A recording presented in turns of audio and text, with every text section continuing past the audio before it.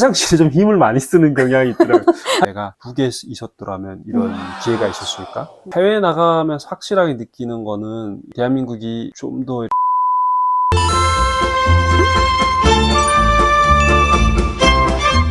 나는 아직 해외를 못 나가봐서. 그래서 우리 장서방은 해외에 나가서 한국에 대해서 어떤 생각을 하게 됐고, 혹시나 또 해외에서 들어오면서 한국 비행기에 몸을 실었을 때 그 생각이 어떤 생각을 했을까?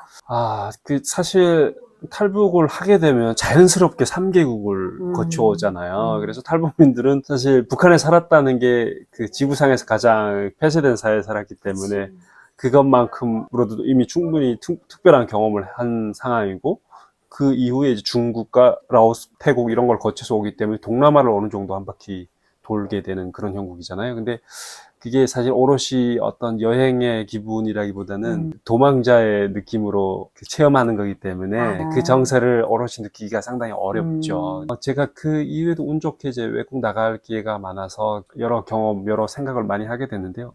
일단 그 대한민국의 인프라적인 측면을 먼저 짚고 넘어가야 될 것 같아요. 그래서 사람들이 뭐 한국에 입국할 때 인천공항을 보고 놀랐다 이런 얘기를 많이 하잖아요. 그렇죠. 네. 근데 이거는 사실 놀랄 수 있는데 다른 나라의 공항을 다 못 봤기 때문에 북한과의 한국을 비교하는 건 사실 저는 거의 의미가 없다고 생각하거든요. 네. 맞아. 아니 뭐 다 훌륭한데 그거를 뭐 어디가 훌륭하다고 논하는 것 자체가 말이 안 되거든요. 그런데 이제 외국에 다녀보면 특히 크다고 하는 미국이라든가 뭐 캐나다 그리고 동남아시아 여러 나라들 다녀보아도 공항의 그 어떤 수준과 이런 그 현대적인 모습은 인천공항을 따라올 만한 공항이 없더라고요. 네. 그래서 이거는 왜 사람들이 인천공항에 대한 자부심이 있는지 확실하게 알 것 같다라고 첫 번째로 정리할 수 있을 것 같아요. 그리고 두 번째로는 대중교통 얘기가 또 아무래도 나와야 되는데요. 대중교통. 네. 지하철이 이제 미국 같은 경우는 지하철이 없는 도시가 많아요. 예. 그리고 워싱턴 같은 경우에도 지하철이 있긴 있는데 제한된 노선 다니고 있고 뭔가 불편하더라고요. 네, 어떤 생활 밀착형이 아니고 제가 유럽은 못 가봤는데 특히 좀 역사가 오랜 나라일수록 더 후진 경향이 강하고 네, 한국은 관리가 일단 잘 돼 있고 우리나라 같은 경우에 특히 화장실은 뭔가 이렇게 좀 화장실에 좀 힘을 많이 쓰는 경향이 있더라고요. 화장실 더러운 거는 참지 못하는 민족인지 모르겠는데 화장실은 너무나도 깨끗한 것 같더라고요. 네. 그리고 이제 사람들이 많이 말씀하시는 인터넷 속도 같은 것도 서울 같은 지역에는 와이파이가 많잖아요. 그리고 호텔들도 와이파이가 어느 정도 빠른데 이제 외국에 가면 호텔 와이파이도 어느 정도 느려요. 그러니까 인프라가 잘 안 돼 있다고 봐야죠. 그러다 보니까 실내로 우리가 이제 한국에서는 어떤 줌 미팅 같은 거 하면 그 영상이 끊기지 않거든요. 네. 그렇죠. 근데 외국에서 내가 실내로 그런 지역에 가서 줌 미팅을 하게 되면 영상이 다 끊겨서 못 쓰게 되는 경우가 있습니다. 그래서 그런 것들을 해보면 와이파이가 너무 느려서 못 쓰겠다. 네. 그런 것들을 체감할 수 있고, 제가 북한이라는 그 완전 몇백 년 전 상태에서 한국으로 건너와서 이제 현대문물을 느끼고 다시 어떤 그 주변 나라들이 갔을 때 그 부족함을 체감하게 되는 거죠. 네.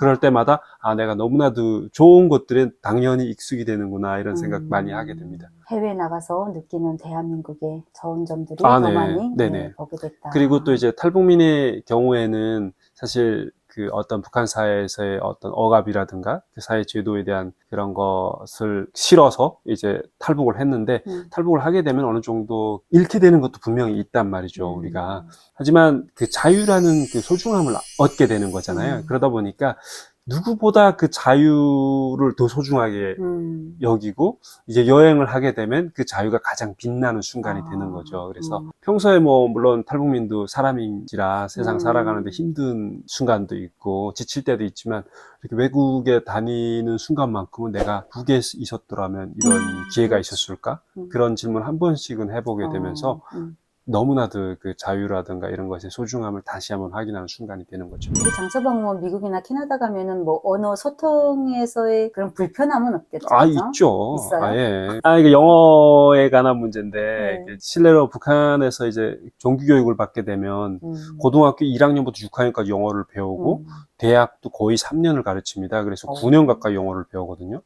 그런데 이 영어 교육이 사실상 의미가 없어요. 그게 일단은 그 실전에 쓰지 못하는 영어라는 거는 거의 죽은 이론이고요. 그리고 북한에서 원하는 영어는 그 외국의 원서를 번역하기 위해서 가르치는 거지. 북한에서 크는 애들이 폐쇄사회에서 다 미국인하고 대화를 목적으로 가르치는 게 아니거든요. 그래서 그런 걸 목적으로 소수의 인원을 가르치는 거고 대부분은 문법 위주의 번역을 중시하는 교육을 합니다. 그러다 보니까 북한에서 배운 영어를 가지고 외국에 나가서 뭘 한다? 말이 안 되는 거죠. 그리고 또 학교를 졸업하면 또 공백기가 길기 때문에 실질적으로 그 영어는 거의 의미가 없어요. 그래서 미국에 나가면 저도 뭐 거의 한국에 처음 왔을 때처럼 네? 한국어도 잘 안 들리잖아요. 처음 왔을 때는. 그렇죠. 근데 미국에 처음 나가면 뭐 당연하게 아니 내가 오케이 예스는 아는데 그 말도 안 들릴 때가 있는 거죠. 그래서 저도 뭐 어느 정도 공부를 상대적으로 했다고 하는 거지 실질적으로 나가면 써먹을 만한 지식이 별로 없습니다.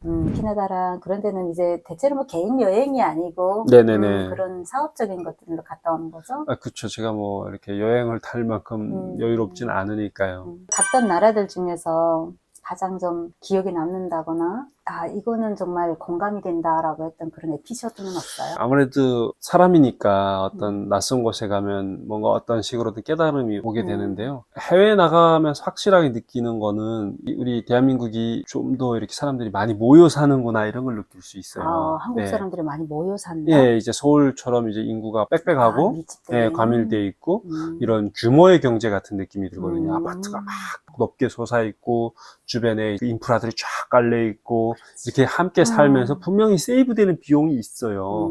그런데 이제 미국이나 뭐 캐나다나 그런 데 가보면 아무리 도심이라고 해도 뉴욕을 조금 제외한 대부분의 미국은 이제 막 시골 감성이거든요.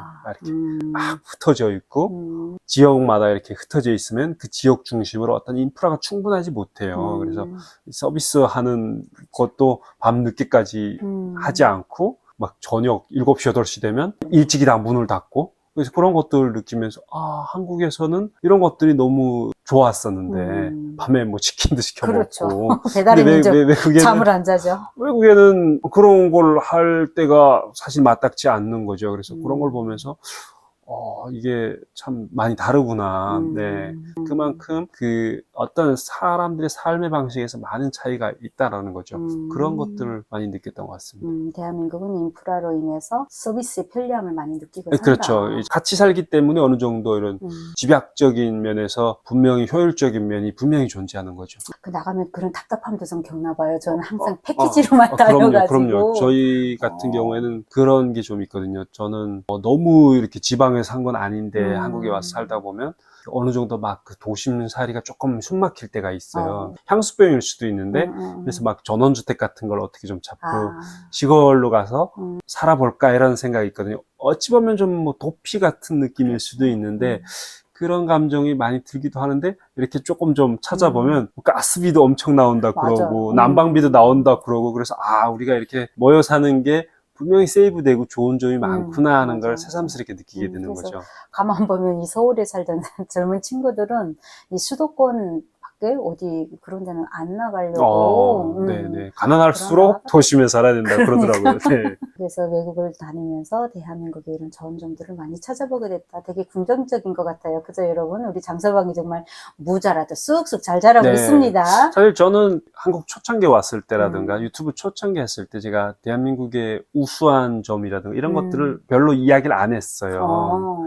저 말고도 그런 이야기를 하시는 분들이 많았고 제가 굳이 똑같은 내용을 목소리 높여서 말한다고 해서 임팩트가 없다고 생각했거든요. 저는 차별화를 목적으로 그때 컨텐츠를 만들었기 그러니까 더 때문에 많은 상식들을 알려주고 싶어서 굳이 반복적인 그런 거는 그런 피했다. 것도 있었고 실질적으로 주변 나라들을 경험해 보지 못했기 때문에 그런 그 맹목적인 칭찬을 하기 싫었거든요. 그런 것도 있었는데 제가 그래도 적지 않게 외국을 다니고 제가 4년 정도 이 사회에서 살아보면서 느끼는 것들을 보면 참으로 우수한 면이 많다는 걸 새삼스럽게 느끼게 됩니다. 그래서 드디어 그런 얘기를 편안하게 할 수 있을 정도로 자기 멘트에 자신이 생기는 거죠. 나는 이 말이 나 스스로에게 떳떳하고 솔직한 이야기 할 수 있을 정도로 제가 우수한 점들을 스스로 많이 이제 느끼고 공감하고 있다라고 이해해 주시면 좋을 것 같습니다. 저희가 이제 탈북을 해서 얻게 되는 자유와 이 사회에 살게 될 수 있는 그런 기회 이런 것들이 고마움을 느끼면서 또 매일매일 열심히 살아야죠.